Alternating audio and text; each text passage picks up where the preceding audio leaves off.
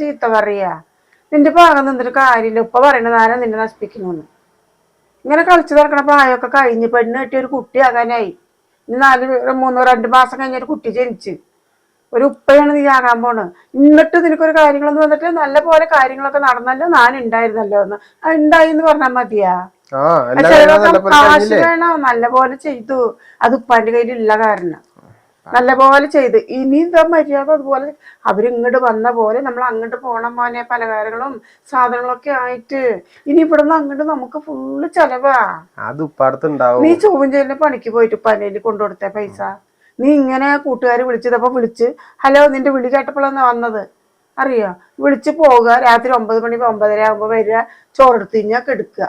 അപ്പൊ നീ ഒരു കള്ളത്തരം പഠിച്ചിരിക്കുക. അപ്പൊ അവള് പോയപ്പോ നല്ല ചുളിവായി നിനക്ക്. അവളുണ്ടാകുമ്പോ രാത്രി പോകൂല. ഇതൊന്നും ശരിയല്ല കേട്ടോ. പറഞ്ഞില്ല എന്ന് വേണ്ട. നീ നല്ല രീതിയിലേക്ക് നാളെ തൊട്ട് പണിയെന്ന് വെച്ചിട്ട് പണിക്ക് പോക്കോ. ഈ കുട്ടിക്കളിയൊക്കെ മാറ്റിയിട്ട്. ഉമ്മയുടെ വർത്താനം കേട്ടതൊന്നും പണി അവിടെ ഉണ്ടായിട്ട് ഞാൻ എന്താ പോവാത്ത പോലെ തപ്പിയാ കിട്ടണ്ടമ്മ. എവിടെയൊക്കെ പണിക്ക് പോയി ഞാന് 1-2 ദിവസം കഴിഞ്ഞ് അവിടെ നിന്ന് പറഞ്ഞയക്കുക, കുറച്ച് ദിവസം നിൽക്കുക, അത് കഴിഞ്ഞ് പറഞ്ഞയക്കുക.